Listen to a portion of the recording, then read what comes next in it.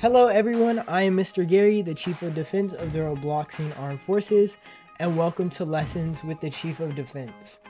Today I'm going to be teaching you all the information that you need to know about RAF Officer Training School, also known as OTS or OCS. OCS stands for Officer Candidate School, but either which one works. So I'm going to be giving you everything you need to know and the complete guide and know how to get through it and know how to prepare for it.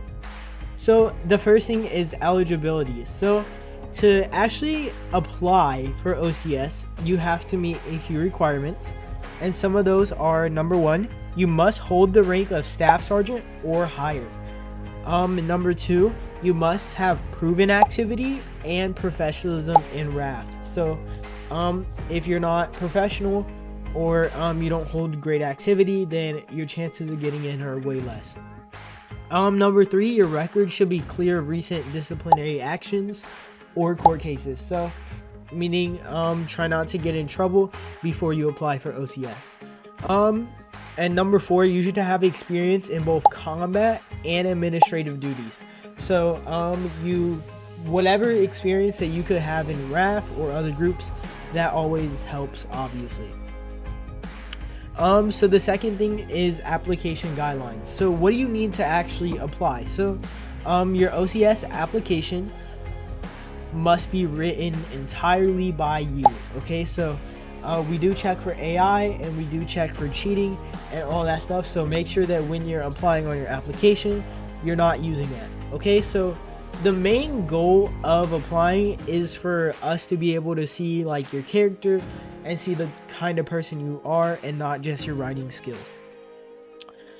So plagiarism or dishonesty will equal a 3-week disqualification from reapplying. So keep that in mind. So when you're doing your application, you must include deeply why you want to be an officer, okay, what leadership means to you, and finally what your knowledge of RAF values and structures. So when you're doing your application, you want to make sure that you're highlighting that you know all about RAF structure and tradition and all this stuff.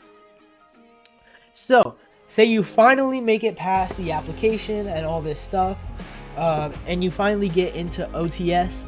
What are some of the things that you will be learning? So you will be trained across 8 different core areas and a total of 40 plus different subgroup topics. Okay, so we talk about RAF Foundation, military law, leadership and ethics, divisional knowledge, espionage and security, combat readiness, officer duties, and there's a final evaluation.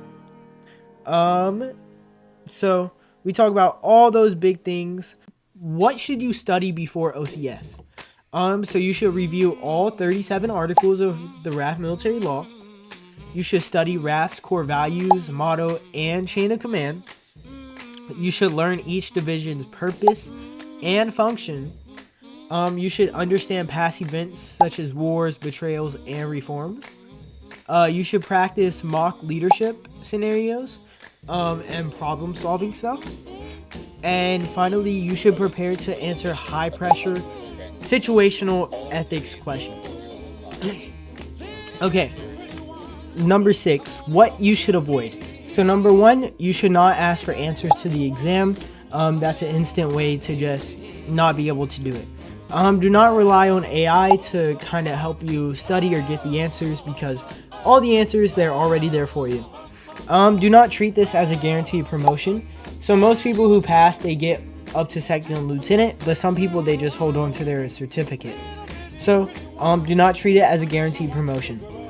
Do not show up unprepared. And the reason for that is if you prepare and then you show up, most likely you're gonna have way higher chances of passing. And then the last one is do not argue with your evaluator mid-training. So if you're in the middle of something or you are doing the practice test before the real test, don't argue with your evaluator. OCS schedule and hosting. So OCS sessions are only hosted once every 3 weeks.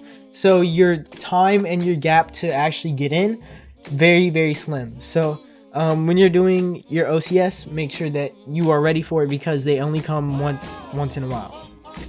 If you fail or you are removed, you'll have to wait until the next session to retry. So make sure that you're taking it very serious.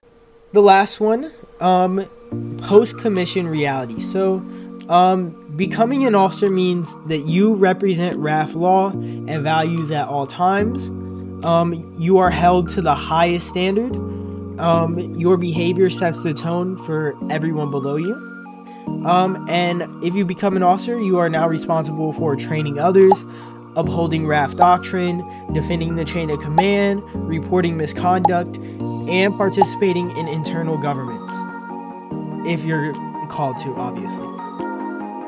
So, the final message that I have for everyone who wants to do it, officers are not chosen for survival.